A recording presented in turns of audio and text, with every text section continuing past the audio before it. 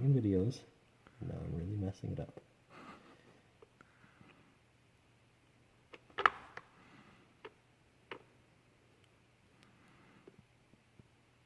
Detailing this one art in the shop. I don't know, it's probably just going to get added, clumped together with something else, because I don't think I can make a 10-minute video of this. Well, I could, but I don't think many people would enjoy it.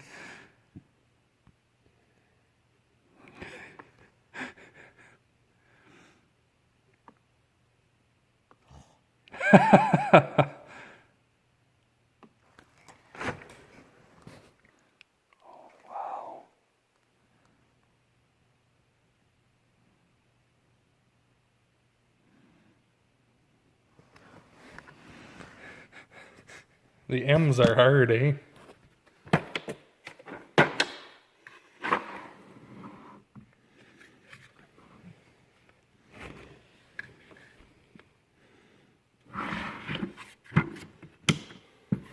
These are barely raised at all. That's gonna be hard to do. Fuck, they are small.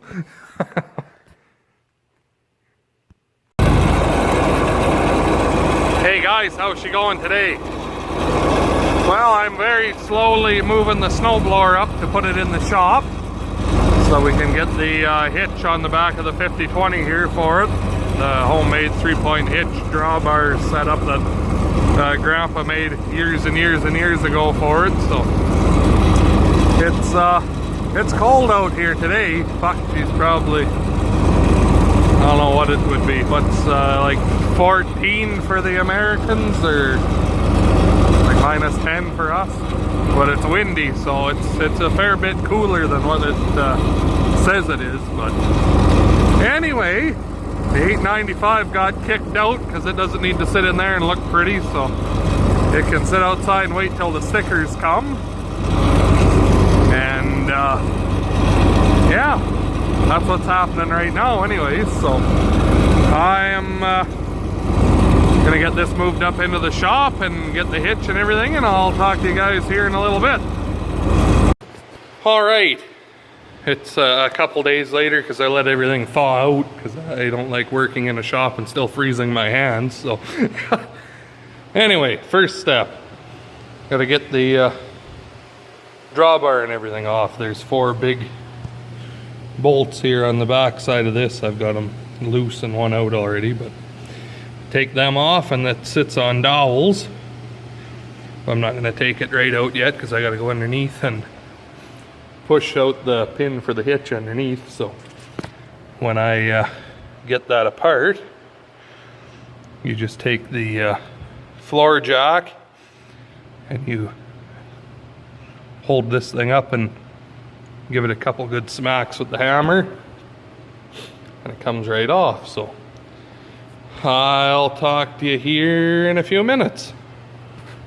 PTO shield off, and I forgot there's 2 more right there that you got to take off. But now we're doing some inventoring here again.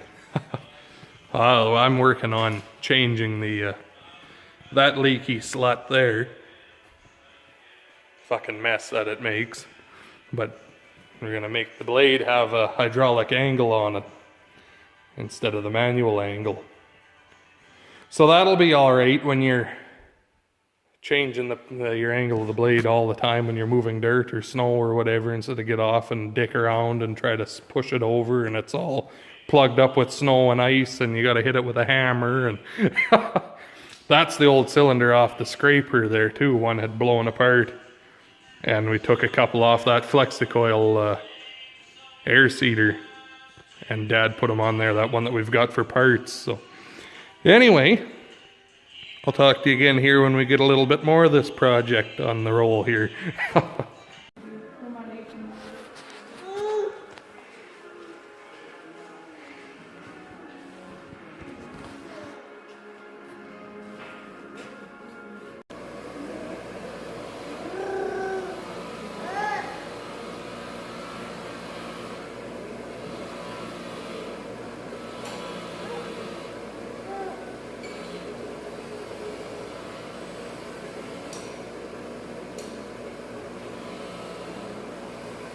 Is that your tractor, Fia?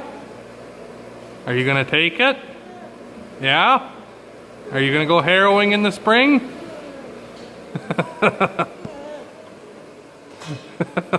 You steer, and Sophia, you run the pedals. Oh God, she knows how to start it. You gonna start it? Yeah, there, you run the pedals. You steer.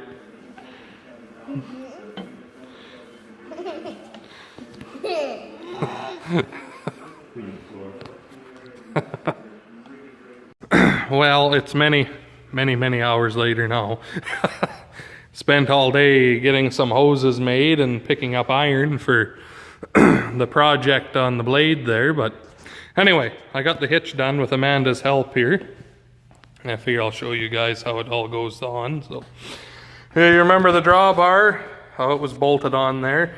So there's this big plate right here with a cut in it for this piece here to slide through. See back there, it slides through. And then it goes up into where your hitch, like your drawbar, actually hooks in with the pin. And then there's the piece for the blade to hook into on it. So that slides through like that, and this bolts on here, slides through, and then this bolts on top. I don't have it tight yet, but it bolts on top of there. And then you can see on each corner where a pin goes through, and that lines up there and there on the snowblower. And that's how that, I can back up to it and it goes in. And then cylinder here, that's off the disc. You hook in the middle hole here, and then it hooks up onto this piece that's maybe I had made, Grandpa had made, I should say. And it bolts on here, and then that cylinder goes in between, and that's what lifts her up and down. So that's the blade anyway, or the blade, my ass, the snowblower hitch, and I'll show you when we get everything all hooked up. But and then 1,000 RPM tractor and 540 snowblower, and I mean you can't run a snowblower at an idle, so the tractor's wound right out, and we've got this double 80 chain in here with the gear reduction to turn 1,000 into 540 to drive the snowblower. So that's how that works. For any of you who are new and haven't seen that or weren't sure how we were running it, I've had a few questions about that, so I'll go into more depth here in a future video, but that's how far we've gotten with that so far. And then our blade project, we're putting this 2-spool valve on the tractor.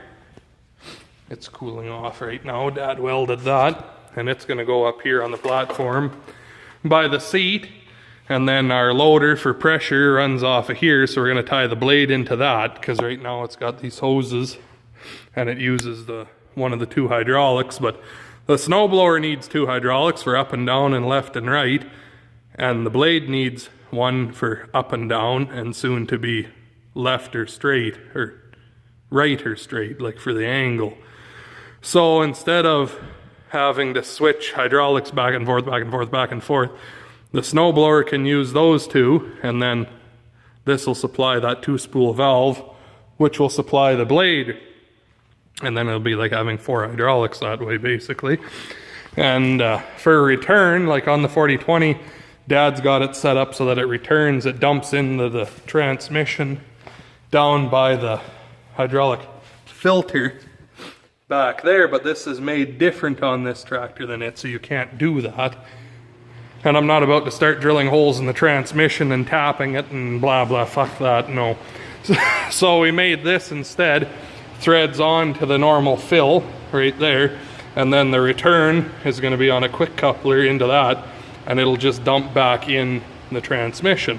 So our filler neck is just a little bit taller now, but I mean, big whoop-de shit, right? It'll be a way better setup than how this is right now, because there's the blade up and down. I mean, you'd end up with the 2 hoses there for your angle, and then 2 sets of hoses on there just laying there, and you got to dick around and switch and no.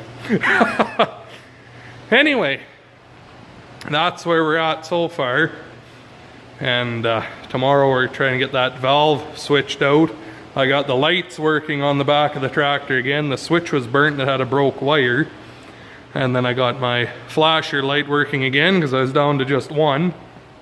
And yeah, I'm not sure how far Dad made it with this yet. We went and picked up the iron we need and whatnot, but that's how that's going to be. Well, at a little bit of an angle there, obviously, but then we'll be able to kick it to the right or straight instead of the manual. So anyway, that's where we're at today. There'll be a video on this coming up before too much longer. My big money pit in the corner. But anyway, I guess that's a story for another day. That's where I'll leave you. I'll talk to you here in a couple of days or so.